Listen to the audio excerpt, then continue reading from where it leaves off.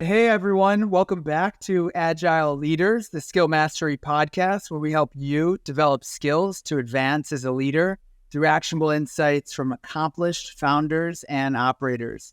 I'm your host, Evan Shai, and today we're joined by my new and dear friend, Landon Campbell, the general manager at Drive Capital, writing sizable first round checks to future decacorns and the founder of In Their 20s, a top-rated podcast, among many other things. But thank you so much for being here, Landon. Of course. Happy to be here, my man. Thank you so much for having me.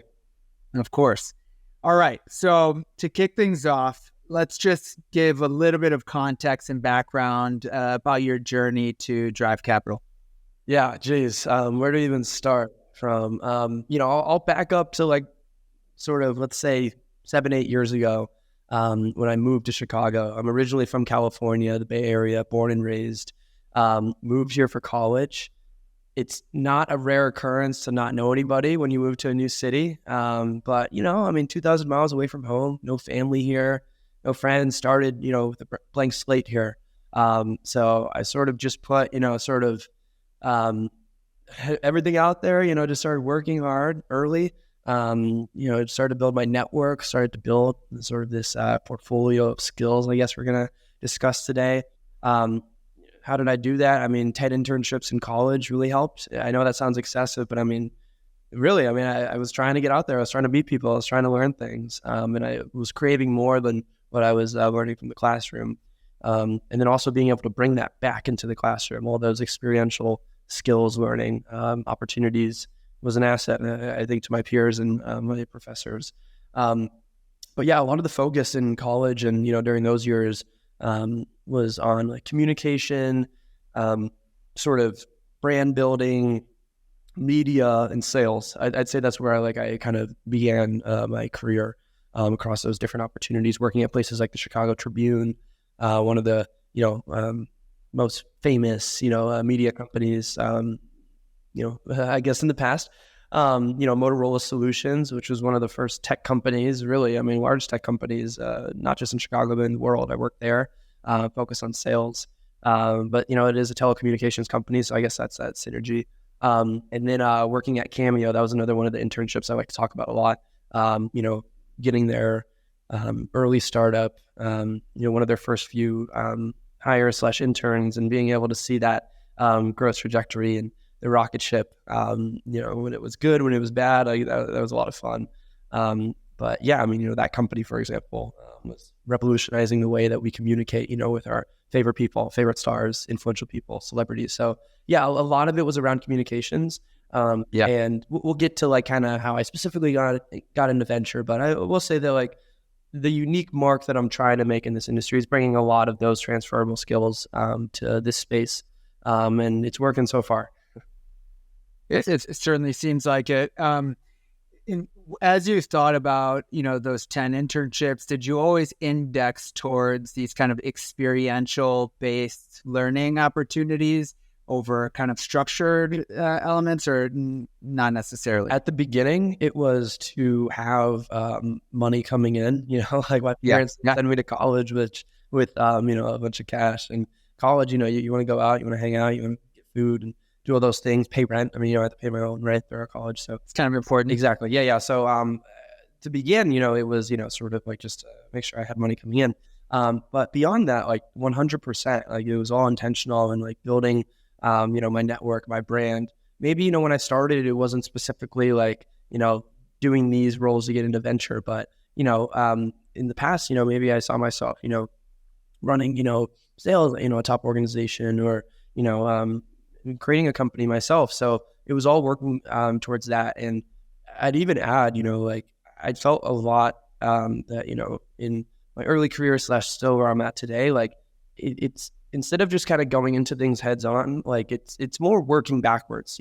Before I would take an internship, I would want to know specifically, yes, I have a good idea of what I'm going to be doing during this 3 to 6 to 9 month period, but what do I need? What do I need in this experience to kind of get me to the next sort of level? So my first internship, for example, was unpaid social media marketing at this company in Chicago. I needed that to kind of give me leverage for the next one, because I didn't have a resume before that one. I didn't have any points in resume and nothing going into it. So whenever I take a new role, I don't need to know exactly like 10 years down the line, I need to be doing this. But I mean, yeah, for sure, like in the first half of the year, like what do I want to accomplish and how can I work backwards towards that? So it makes complete sense. I think a lot of people end up struggling with giving themselves permission to kind of anchor on what that thing is that they even want to get out of a certain experience. I guess when you start looking at a 3 to 6 or 9 month period, it's probably easier, more tangible to define what those things are. Is that consistent with your experience? 100%. And also like being transparent with leadership or your manager about what you want to accomplish is very important. We'll fast forward a little bit, but the role I had before working full-time in venture. So before I even started day one at Drive, let's say, and we'll get to what Drive is and what I'm doing, but before I started my first official day in venture, I'd say that was a part of like there was a 2.5 year process where I knew I wanted to get into venture. I knew how difficult it was to get into venture. I knew that cold applying would not work. And I knew that I would have to strategically kind of, build my brand in a certain way, do certain things to get there. So the role I had before, I got with Drive, I was at a media company called Inside, founded by a very well-known angel investor, Jason Calacanis, who I met on my podcast, which we can get into all that. But is a media company that focused around, the tech and venture vertical. And I saw that as an opportunity, not only to learn, from, someone who has done, known things in the space, like J. Cal, accomplished great things, but as a large opportunity to kind of, work backwards and maybe use this as an opportunity to finally, land a role in venture, which has been, again, a part of this 2.5 year journey. I joined the team as initially their virtual events manager. So I was going to be during all of our events, building out podcasts, helping, to create more content and media for the platform. But before I started, that's just what the job rec said. Before I started though, I was very intentional with writing down, like, if I wanted to use this opportunity to get into venture, like what are some of the things that I would need?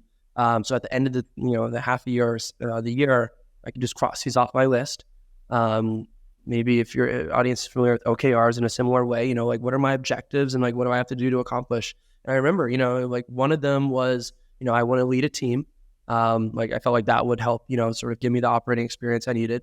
One of them was opportunity because I've, had all these connections that I felt like could be leveraged for potential sponsorship. Opportunity to work with the sales team to send inbound. So my role wasn't sales, really at Inside, but I felt like I could leverage that opportunity and help assist in growing the company and maybe get compensated for that. And my third bucket was I wanted to develop my own podcast under the Inside.com umbrella, specifically focused on venture capital. I wanted a weekly show where I could interview top investors specifically, which I was already doing on my other podcast, but I wanted a very niched, specific venture podcast, so I could start to really build a persona of what it means to be a top investor, build that network. And I'd say the third one was probably the most important. But all that said, I actually literally wrote this down. They gave me the job. They said, hey, this is yours. And before I accepted, I said, hey, these are the 3 things that I need to accomplish. And I really want to. And I care about my career. You have to be selfish in that way. Will I be able to do these day one? What does that look like? And they came back to me and said, hey, number 2 and number 3, yes. The sales opportunity, the show, yes. Leading a team day one, we're not going to let you do that. But here are the things that you can do before, and if you cross these off, so now I'm working with them. Here are the things that if you do, we'll let you lead a team.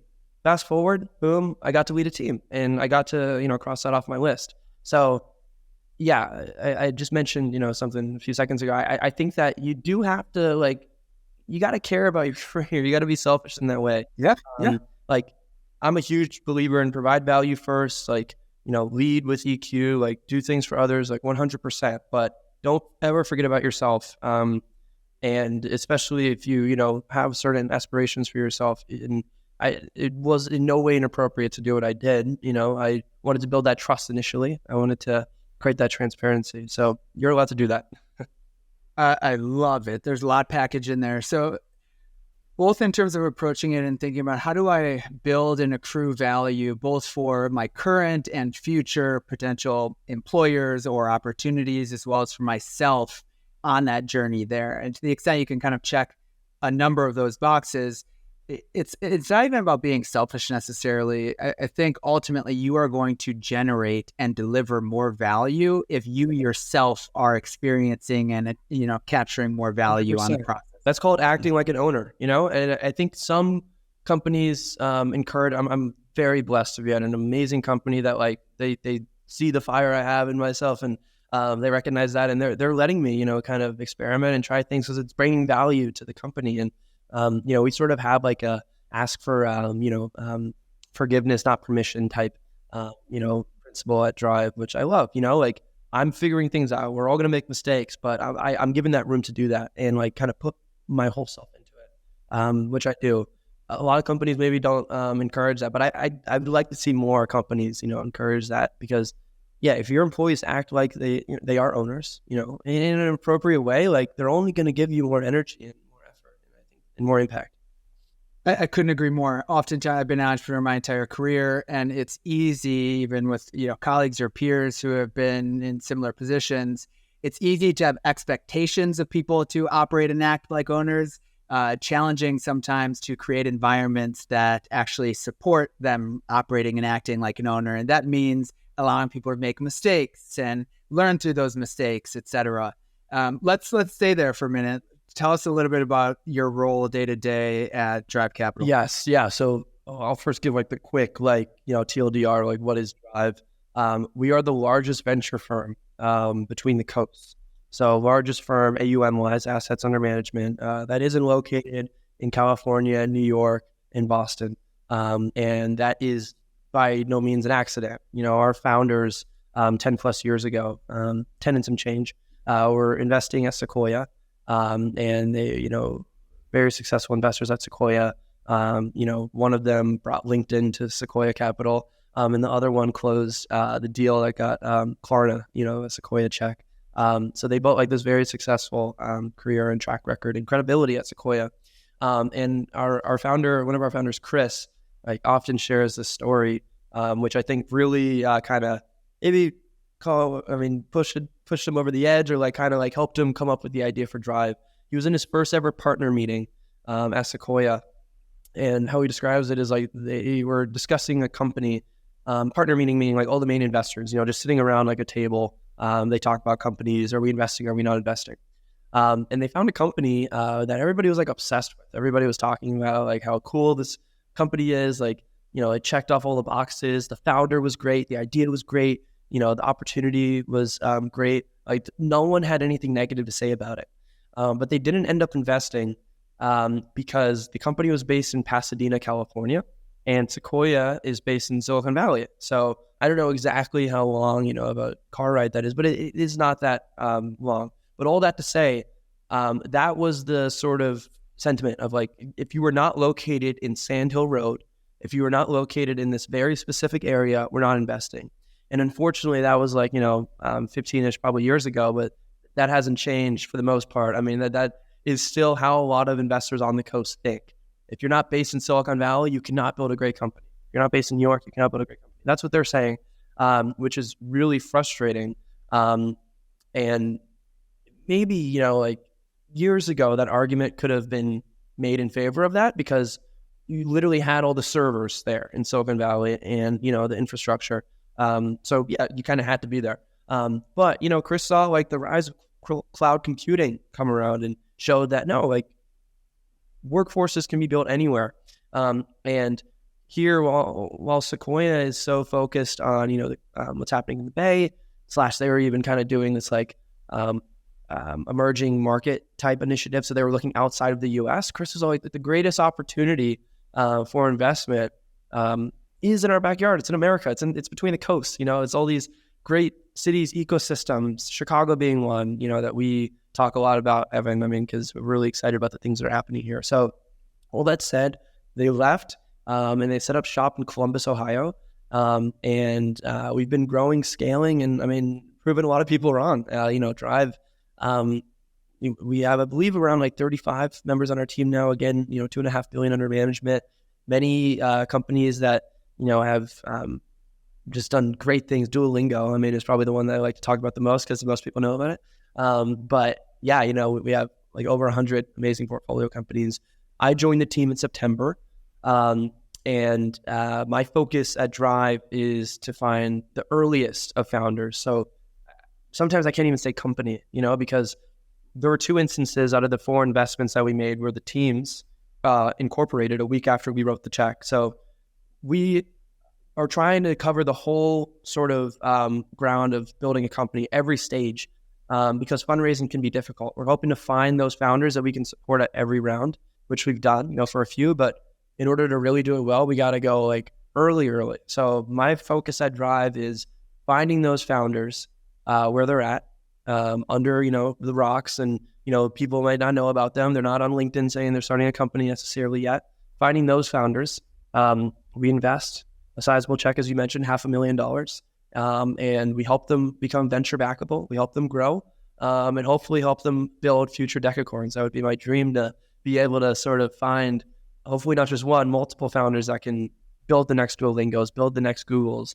And that's kind of what I'm focused on here. If anyone's going to make it happen, man, it's you, with your energy, momentum, just your kind of servant leadership. You're just really, really being on the ground with your founders. It's been remarkable to watch, and kind of actually brings up a question. How on earth do you find the time to support all of these with the type of support that you all are providing to these founders? How are you finding the time to do that? Do you have a team, or is it just you kind of providing most of that? So I'm the only one from Drive in Chicago. But I lean on many people, and it starts with me saying that I don't know everything. And I'm learning as I go. I'm figuring things out. And I think that's one of the main things that Drive saw in me, before they gave me the role, the network that I've been able to build. So, I hate to give a car pun here, but I mean, I'm kind of building a pit crew, and I have been building a pit crew for a long time of people who I can lean on in Chicago and afar. Like Evan, you came to one of our events a few weeks ago and spoke. That was really impactful and helpful for what I'm building here at the community, but my founders specifically, to be able to hear you. So that's one example. I'm constantly bringing people in support and sort of fill the gaps that I need help with. Of course, Drive specifically, they, our Columbus team, they're not on the ground in Chicago every day, but they're always, more than welcome to come in and assist and help. And, they're always down to do that. Beyond that, our portfolio at Drive, maybe there's opportunities to, create some sort of partnership with a company that we've invested in a year ago, plus, with one of our new companies. So there's always that opportunity. I have a newsletter. I'm very intentional with, the reason why I have that. And the big piece of it is to be able to share what we're doing and what our founders are up to. Like, it's all sort of, strategic there. So yeah, I think that it starts with, understanding what you're good at, but just as important as that is understanding what you're unable to provide the most value with, and filling those gaps. I'd say that's the first pillar, and the second is in person, man. I mean, I don't leave the office. I moved in a few blocks away from the office, which is probably rare to see from an investor, but that's the sort of that's the energy that I'm trying to create here. That's really what I want to bring to Chicago and to Drive and to just ecosystem here. And our founders respect that, and they're emulating that. Now I have little mini competitions, to see who can stay longer than me and who comes in earlier. It's the Kobe Bryant mentality, shit's not going to get done from home. It's not going to get done, at least in my world. It's not going to get done a few hours a day. They are grinding here, and the fact that I'm here to see that. And we have that transparency where they can come to me if they ever need anything. I'm constantly checking in with my companies. This isn't a, here's the check and, let's check in every quarter. No, I meet with my companies practically every day. When I started, it was let's do once a week. But I mean, just seeing them around the office, and I mean, it's impossible not to know what's happening 24/7. And that's how I can provide the most value. Yeah, I think especially at that stage, in those early days, having the density and visibility, especially when you're trying to move at the velocity with which you're trying to move, and how quickly things can ultimately change. The contextual landscape with which you are making decisions and executing can change so frequently. The ability to be in the same space and have those conversations, even spontaneously, I think is absolutely essential, or at least a huge advantage relative to teams that are entirely remote. 100%. And I love that you mentioned that on intensity, because that is what a startup is. A startup isn't a new company that's just been formed, a week or a month or a year ago. A startup isn't necessarily something that is just working, with technology and new tech or AI. A startup is something that is meant to grow fast, scale fast, not in a reckless way, but this money is meant to be spent. It's not meant to be held on to and we're going to leverage this for another round. Like we've even said, this is a perfect amount of money for 6 to 9 months, to just experiment strategically and figure shit out and prove out a thesis. A lot of our companies, they're not coming to us as a company. They're coming to us with a team and a thesis. I see this opportunity. We don't know if it's going to work, but it could. In order to figure that out, that stems from spending money and proving it out. Yeah. So that's my job. That's the job of an investor. So you mentioned your job there, and then leaning on others and having an acknowledgement or self-awareness of what you're strong at and maybe where some gaps are. What skills have been the most successful or the most impactful for your work at Drive, for you specifically? Yeah, totally. So going back to just the experiences I've had prior to Drive, I mentioned a lot of that has been wrapped around storytelling. I really think every young person, at least it worked for me. I hate to give the blanket advice, so I'll take that back. But I really valued from starting my career in sales. I think it is a really important thing to, be able to work for a company and see both sides of it. Be able to speak internally to the people who are building the product and learn about how you can talk about it or should talk about it. And then the other side, be able to get in front of the customer and hear their problems and challenges and connect those two. That is storytelling. And when I think about the importance of storytelling in startup world, it's especially important at the early stage where, we're fed so many different products on a day-to-day basis. Why someone going to want to use your new thing that you just started a week ago compared to this thing that's been established and, out for a long time. I say this so much, I'm redundant with this, but I love this advice. Your story as a startup founder helps with 3 things. And again, these are extra important in the early innings. It's going to help you get customers, users. So that's the first bucket. Your story is going to help you get funding, investment. Why would someone want to throw a bunch of money at, your idea? What's the story that you tell? And your story, lastly, which might actually be one of the most important ones too, it's going to encourage people to leave their comfortable, stable job to join you, a coworker, a colleague. This isn't an instance of them joining Apple or HP. This is, someone you're telling to join your verbal rocket. Something that isn't a rocket ship yet. So yeah, I think story is so important. So I know that was long-winded, but I guess the skill from that is 100% communication, communication and emotional intelligence, not just talking, but being able to kind of listen and understand problems and find solutions to those. So I guess go-to-market's a piece of that. That's one of my specialties as well. How do we experiment? How do we kind of try new things? Community building is something that I've spent a lot of time learning about and trying to, be great at. So I think that's one of the skills that I bring to my founders and kind of it's all tied together as well. Yeah, exactly. Before you try and sell someone something, you got to earn that trust. And I always think that building a community first is a great idea. And then the last one is probably, it's tied to communication, but copywriting. I love writing. I've always been passionate about it. This year, a big goal of mine has been to just do it more consistently. I've kind of got it in spurts and then stop. But, I'm on the 12th week of my newsletter now. So, the driver's seat. Yes. Yeah. Which everybody should check out if you're interested in what's happening in Chicago and the Midwest. But yeah, that's a skill that I like as well. I've often found just writing as an exercise really helps kind of distill the things you've been seeing and reading into more useful, and you can kind of connect dots in ways that you couldn't when you're not kind of sitting down in front of a computer or whatever method or conduit you're doing your writing from.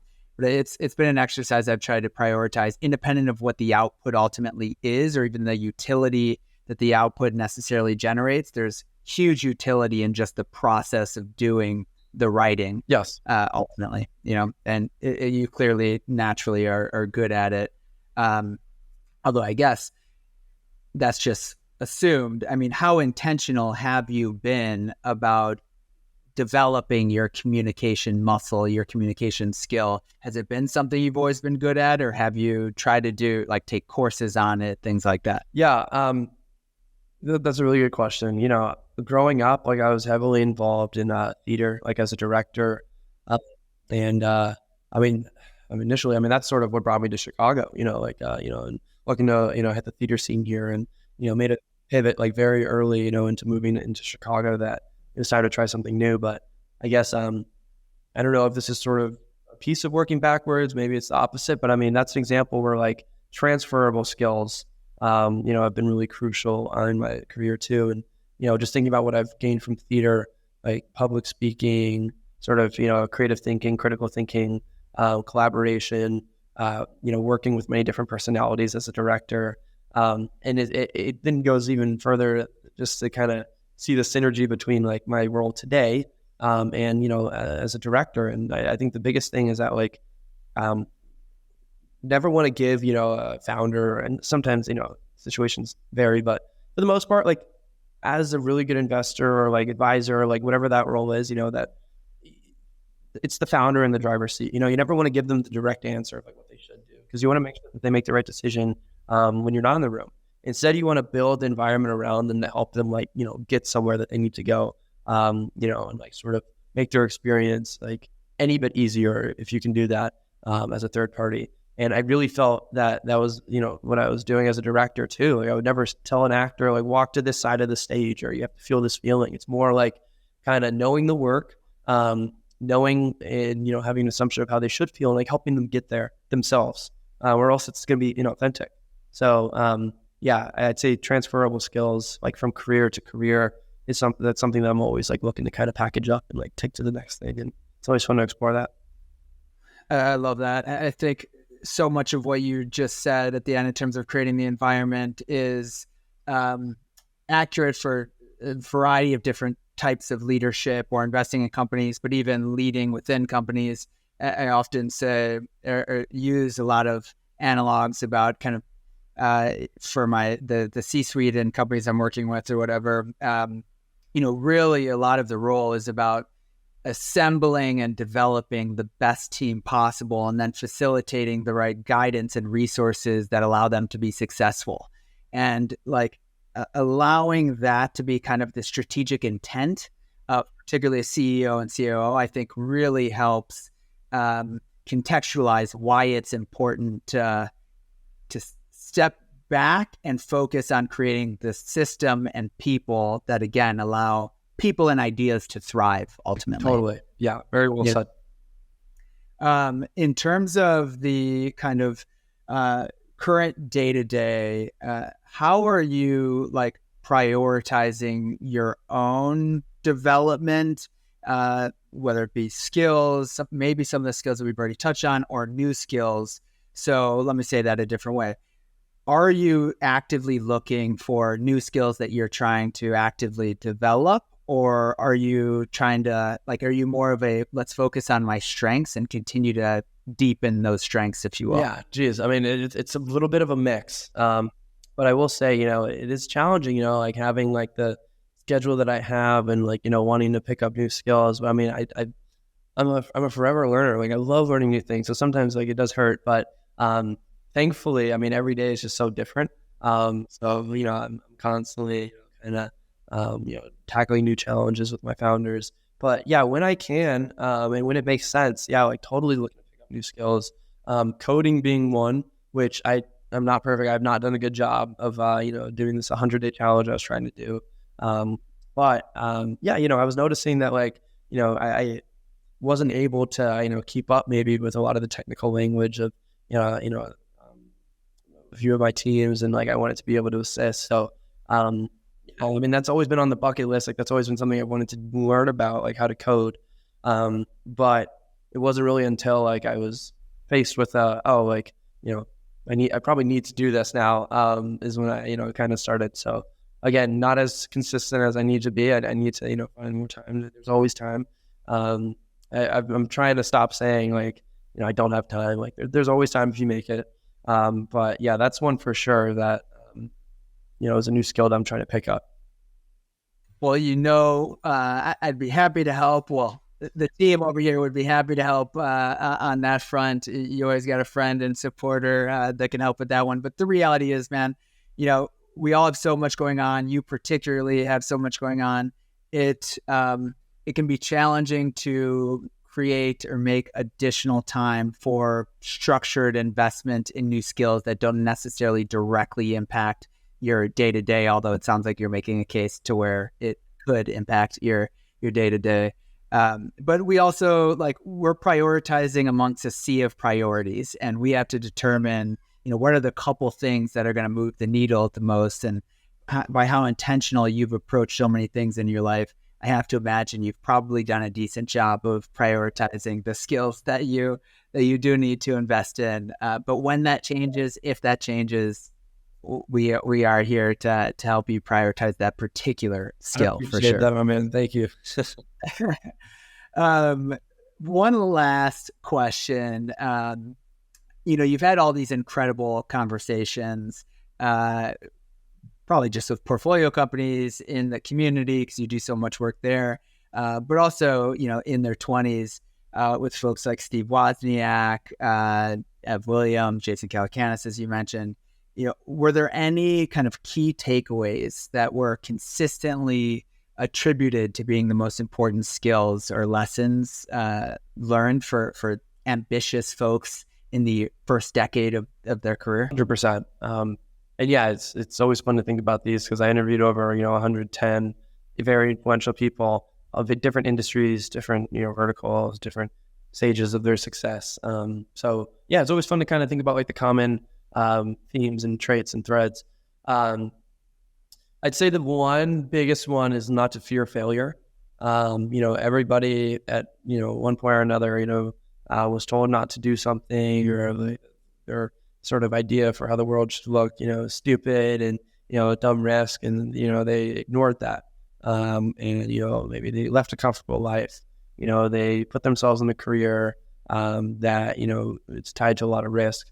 And they didn't fear failure because they felt a larger existential threat, maybe. And actually, Andy Dunn from Bonobos told me this, the fear of not doing something like within itself is failure. So yes, there's a lot of risk and, tied to, leaving something and maybe being broke for a little bit. But, imagine growing old and not being able to say that you did, you weren't able to accomplish, that one thing that you always used to dream about and think about like that, should give people more failure than the prior example. So that's the one. I'd say another one that I've heard many times in different ways is, you got to do a lot of shit in your 20s. You got to try a lot of things. But, tied to the first point, it's a game of reps, you need to have the most, it's really shots, you got to give yourself opportunities to,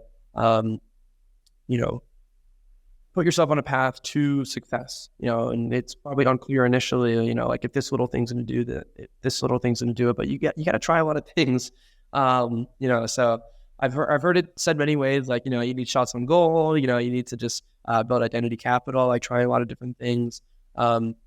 And I think that I totally agree. The 10 internships is a piece of that, I was just throwing everything out there. And I know an argument could be made okay, you weren't focusing on one industry, but I mean, when I was young, I was still trying to figure it out. So now I'm more focused, and I feel that for sure.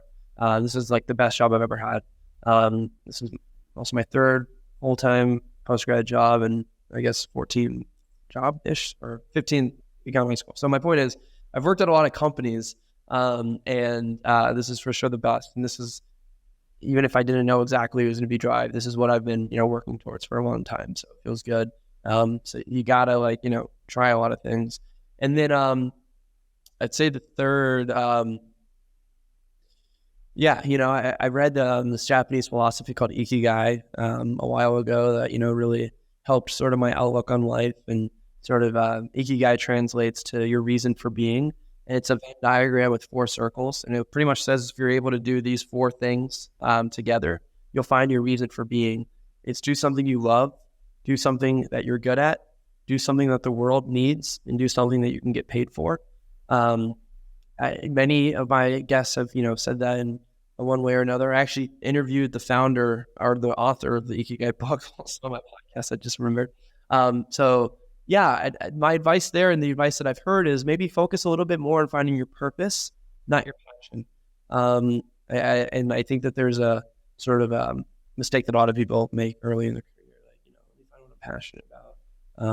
I take it a step further, like your purpose will, wake you up in the morning, when things are tough. In no way is my job easy. In no way, should it be easy, or do I expect it to be easy? But it's fulfilling. Like, I love it. So even when it's difficult, I still feel as motivated to keep doing it when it's good. In fact, I love when there's a little bit of stress too. Like, it's actually kind of fun. So, that's the advice that I've gotten. Yeah, in some ways, all this can be a slippery slope, but the stress is proportional to the fulfillment and reward that comes with there. Maybe rather than the stress, the challenge that it presents. I love the purpose. Well, I love all of them, but the purpose element, I think oftentimes people can get almost paralysis by the kind of gravity or ambiguity of well, of course I'm trying to find my purpose, but the dimensions that you talked about feel particularly accessible and practical, at least in terms of evaluating things that meet those criteria. I think that's such a helpful framework and way of thinking about it that I think would be useful to a lot of folks. And even, do some reflection journaling on a regular basis. And last week I was just thinking about advice I'd give myself in my early 20s. And I think it's consistent kind of with some of the points you just said. One would be raise the stakes, right? So earlier on, although I was always an entrepreneur, I wish that, not necessarily I wish that I would change anything necessarily, but if I were to give myself advice, it'd be to feel comfortable really raising the stakes, pushing the envelope, thinking bigger earlier on, because of not necessarily what would have been achieved, but what I could have learned from these high intensity types of experiences like I learned later on, and then optimize for the best and smartest people that you can find and experiences. Yep. I think just huge. That's a very big one too. I'd say, I totally believe that. And was a big purpose behind the podcast for sure. But I love, push the envelope. That's another way to say it, raise the stakes. That's for sure connected to, get the most shots on goal that you can get. So yeah.